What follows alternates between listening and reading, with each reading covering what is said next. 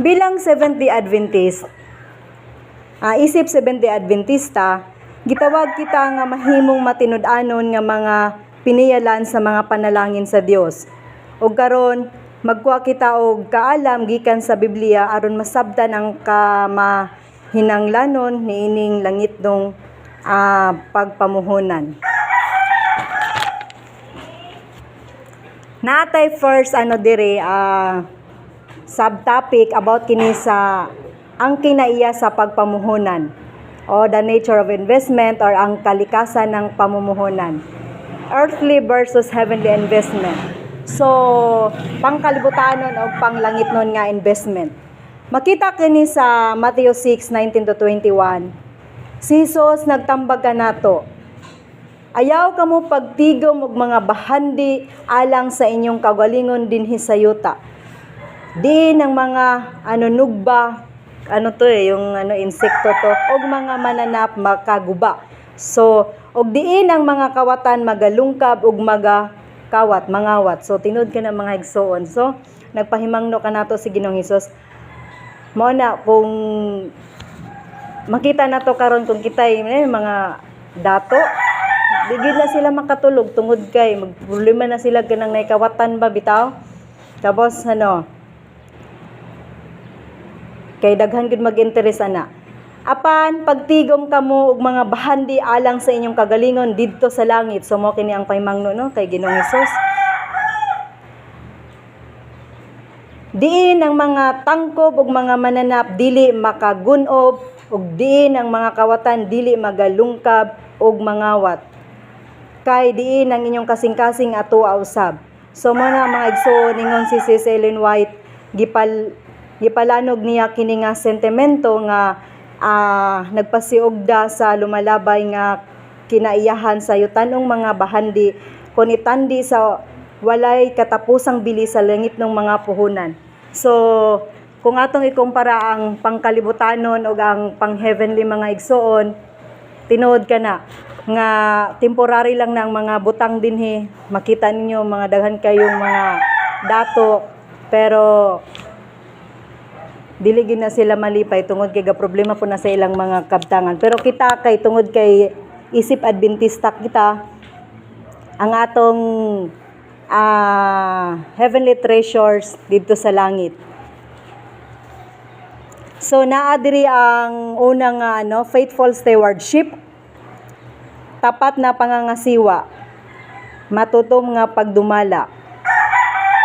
Gitawag kita nga mahimong matidudanong mga tinugyanan sa mga panalangin, lakip ang atong panahon, mga talento ug mga kapanguhaan. So yung time nato mga igsoon, so salamat sa mga activities nga naatay mga activities nga programa sa Seventh-day Adventist. Kana isa din na admit jud ko nga dili kay ko maka-attend. Oo. Dayon, pero ga-pray lang pod ko nga maayong panahon alang sa mga activities. Then mga talento, mga talent.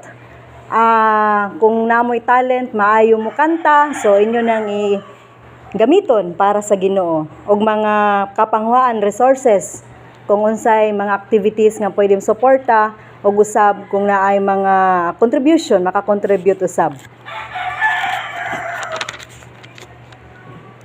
Then ang ikaduha, namuhunan sa karakter. So ito, investing in character. Pagpamuhunan sa kinaiya. Nadri ang paglinang ng katangiang tulad ni Kristo. Pagpalambo o Kristiyanong kinaiya, Kristohanong kinaiya. So developing Christ-like character, no? Mao na atong modelo si Ginoong Hesus. Tungod kay og sa tawo ta mabigo lang gyud ta. Pero kung kay Ginoong Hesus ta mututok permi atong modelo, siya ang atong sundon. Una-una unsa bang kinaiya ni Ginoong Hesus? Friendly. Pala amigo, pala amiga. Oo. Mapainubsanon, daghan kayo no. So ato nang isunod karon. Ang atong pinaka bililhon nga puhunan mao ang pagpalambo og Kristohanong kinaiya. So mao lamang kana ang mga igsoon. nga wala gyud tay laing tumong kundi ang ang kinaiya nga pareho kay Kristo. So paningkamutan nato nga maano jud nato siya kay dili biday lalimpod no kay usahay di ta ka control sa tong kagalingon. Ang Romans 8:29 nagingon nagpahinumdum ka nato nga kita daan nga may sama sa dagway ni Kristo. So mao na may sama sa dagway ni Kristo. So kung ang imahe ni Kristo puro maayo, so dapat maoy atong sundon. Ang pinakadako nga trabaho nga atong mahimo mao ang buhat sa pag-uswag sa kinaiya. So mao daw na mga igsuon, pinaka maayo sa kinaiya. Kay gisgutan dire ang fruits of the Holy Spirit nga makita sa Galatians 5:20-23. Mao na kini nga ang love. Ang pinakauna gyud diri ang love. Gugma. So, kung may gugma ta kay Ginoong Hesus, sunod na ang isig katawo. Pero kung, syempre, love our neighbor, so, as friends, no more than that. Pag-ibig lang sa bilang And then, joy. Kalipay. So, nakabatay kalipay, kanunay. Maskig may kasakit. Kalinaw, peace. Pailob. Kining pailob. Kailangan haba-habaan yun yung pailob, pasensya. Kaya usahay. Kaya mas mayo pang manahimik na lang para gid mo pailob. Pagka maayo, gentleness, kindness, ganyan siya, kindness, pagka maayo. So ang pagka maayo maski unsaon ta sa kay naman ni Satanas. Good morning, Brad. Nga maningkamot po daw ba? Manggulo bitaw, manintal. So ang atong pagkamaayo stay dili gihapon. Pagka matinumanon. Faithfulness. Kalumo. And then og pagpugong sa kagalingon. So kini jud isa gini ang pagpugong sa kagalingon. Kung pwede gyud pugnan ng kagalingon. Say ma-admit jud nako nga wa jud koy pagpugong sa kagalingon, pero gi-remind tang ni Ginoong Hesus nga usa kini sa bunga sa espiritu nga para ang iyang kinaiya atong sunod. Ako gyud gipaningkamutan. Kini ang langit ng mga bahandi nga mahimo natong puhunan og maugmad. So mao ni ang mga heavenly treasures mga igsuon. Nga ato ning importante nga naatay yung fruits of the spirit nga naatay love, joy, peace, patience, kindness, goodness, faithfulness, gentleness and self-control. So ang pangatlo ay ang investing in ministry and service. Namumuhunan sa ministeryo at serbisyo. Pagpamuhunan sa ministeryo ug serbisyo. So, una diri ang sharing the gospel, pagbabahagi ng ebanghelyo. Mao gid ni katungod nato isip follower ta ni Jesus. Karon nami continue pa rin pero dili kayo as in sunod-sunod mga prayers nga ipanghatag laminated na. And then, pasalamat mi sa Ginoo tungod kay kanang si Mayor Bing Clima ko gitagana mo nag-prayer for mayor, prayer for protection. So, that time siya pang mayor. So, karon vice mayor na usab siya.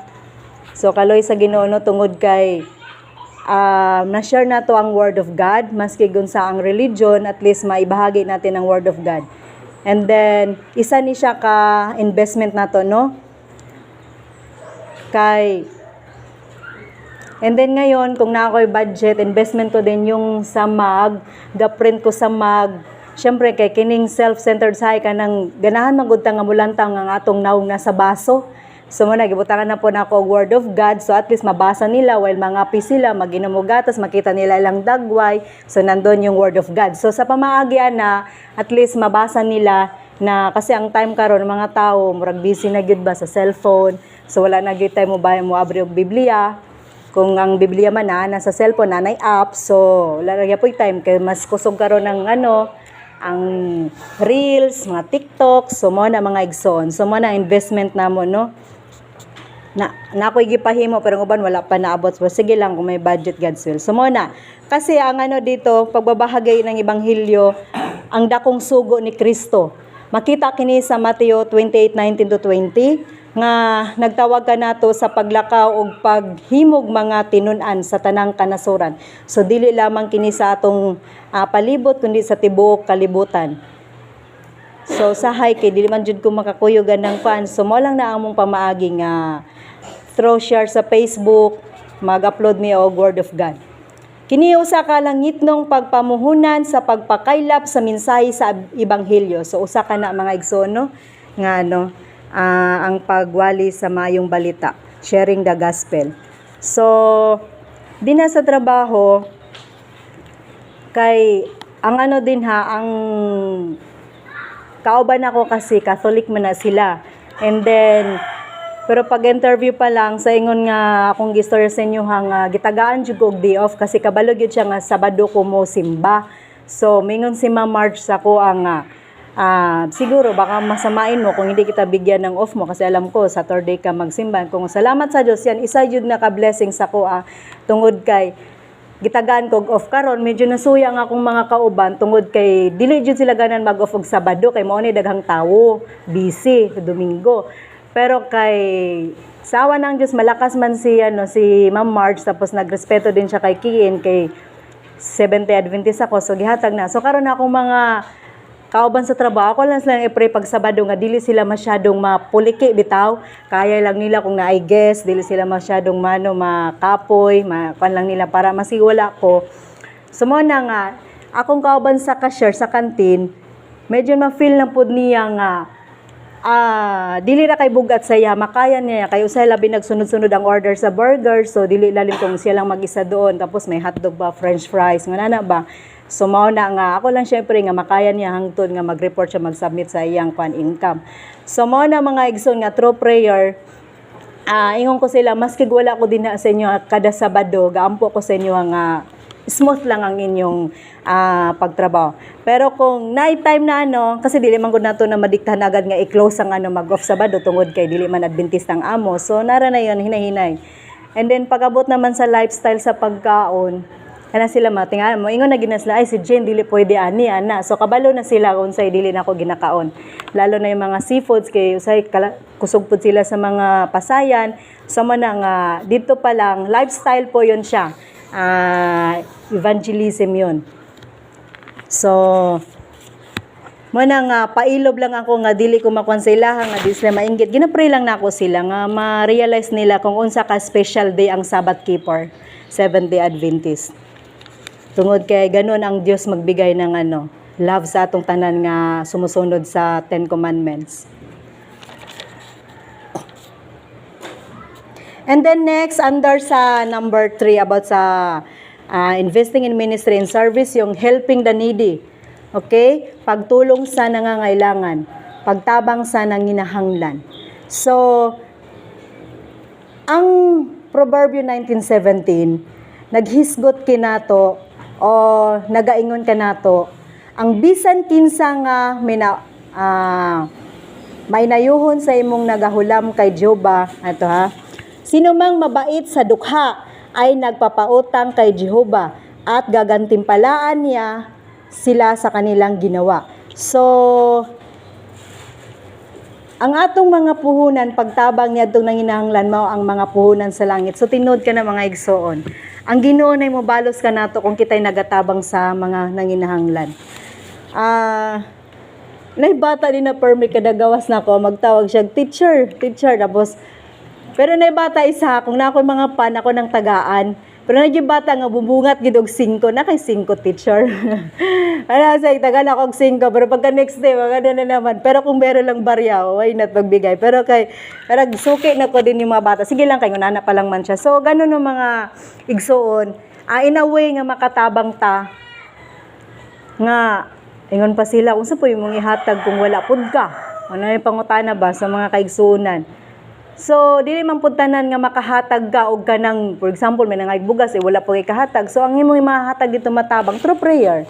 Iampon nimo tong tawhana nga nanginahanglan siya pagkaon. God provides na ara to mohatag sa iya. So, ingon nato nga pamaagi nakatabang ta pinaagi sa pagampo. So, isa na ha, ang our investments in helping those in need are investments in heaven. So, isa po na, no? Mga magtigom tagbandi para sa langit. Ang ikaapat mao ang the promise of heavenly returns. Ang pangako na makalangit na pagbabalik. Ang saad sa langit nung pagbalik. Okay, pagbalik. So, God's abundant blessings, ang saganang mga pagpapala ng Diyos. Sa Lucas 6:38, nagpasalig ka nato nga paghatag kamo ug kamo paghatagan. No? Tinod ka na mga igsoon, kung open lang gyud ang atong kamot, manghatag kita, tapos ug kamo paghatagan. Ang usa ka mayong taksanan dinasok natantan og muawas igabubo sa inyong sabakan. Kaysa taksanan nga inyong ginagamit kini pagatakson kaninyo. So kung kita maghatag mga igsuon, kung walay limit or walay kanabitang kuan nga ay kini ako na ihatag, so mas doble pa na ang mabalik sa imuha. Mas matagaan pa kag panalangin gikan sa Ginoo. So samtang kita mamuhunan sa buhat sa Dios ug sa iyang ginangging harian, nakasinati kita og mga panalangin nga dili masukod. So tinod ka na mga igsoon.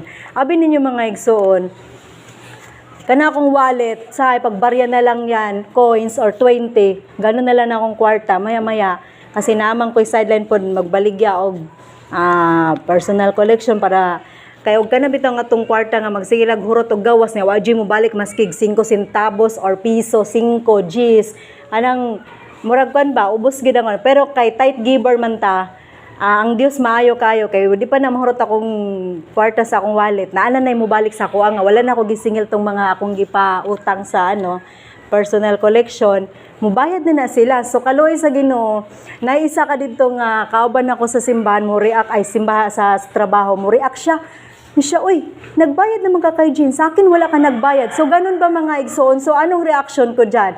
Ang ginawa ko is mag-smile lang ako.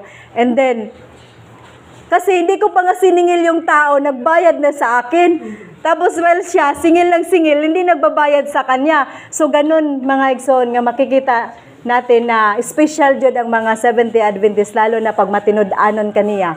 Tungod kay ang Ginoo na nay mulihok mo hikap sa kasing-kasing una-una sa tawo, welcome Halaban family nga mo kining tawhana nga mo bayad na sa imuha o di ba may laman na naman ang wallet ko. So thanks God kasi automatic niyan kinukuha ko na yan ng 10% diyan sa mga income na hello God bless you good boy. And then 10% niya na income ginakuha ko na yan, ginalista ko na yan para pag next Sabat mahulog ko yan. God's will. So, ganun po. Kaya, no reaction na lang ako kasi pagdating sa work, medyo ang dami talaga pero kailangan ko ang pailog, pasensya. Pag-pray ko lang, God bless you, good boy.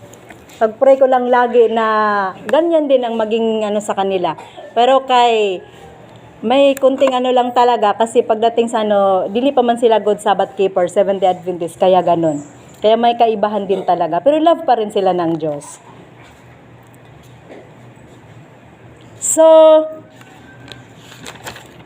welcome sis. So, ang conclusion, mga igsoon, sa atong promotional talk karon about sa investment sa in heavenly treasures. Nga, let us remember that our lives are like investments in a heavenly portfolio. So, atong hinumduman nga atong kinabuhi sama sa mga puhunan sa langit ng portfolio. So mo na kana igsoon ha ato ginang hinumduman kanunay nga ang atong investment didto gyud sa langit. Isip Seventh Day Adventist, gitawag kita sa pagpamuhunan sa langit ng mga bahandi pinaagi sa una pag-ugmad og Kristohanong kinaiya. So mo na to Christ-like character. And then pag-apil sa ministeryo. Pag makilahok sharing the gospel, okay? And then og pag-alagad og pagpangambit sa mensahe sa ebanghelyo. Sa pagbuhat nato sa ingon makasalig kita sa saad sa Dios sa abunda nga mga panalangin ug sa katapusan sa gasa sa kinabuhing dayon. So mao lamang kana mga igsoon nga as we do so, we can trust in God's promise of abundant blessings and ultimately the gift of eternal life. So mao kana atong kano, so isa dito ang puhunan nga ang atong kinaiya, no, nga maano nato na ang spirit, the fruits of the spirit, nga may we be faithful stewards of all that God has entrusted to us, recognizing that our investments in heavenly treasures are the wisest and most rewarding choices we can make. So, mao lamang ka na mga igsoon, naway maging tapat tayong mga tagapangasiwa ng lahat ng pinagkatiwala sa atin ng Dios tungod kay kining tanan iyaha gyud ni, wa gyud tay ato diri kay gipangatnak gyud tang hubad, wala tay sapatos, wala tay kuan sinina, so iyaha gyud na tanan, no, pati kwarta, pati kusog, talent, iyaha gyud na tanan nga na kinikilala na ang ating mga pamumuhunan sa makalangit na kayamanan ang pinakatalinong at pinakakasiyasiyang mga pagpipilian na magagawa natin. So, ganun lamang po, brothers and sisters, mag-invest tayo ng makalangit nung heavenly treasure sa langit. So, daghang salamat sa pagpaminaw og mayong adlaw ipagpahulay ka natong tanan.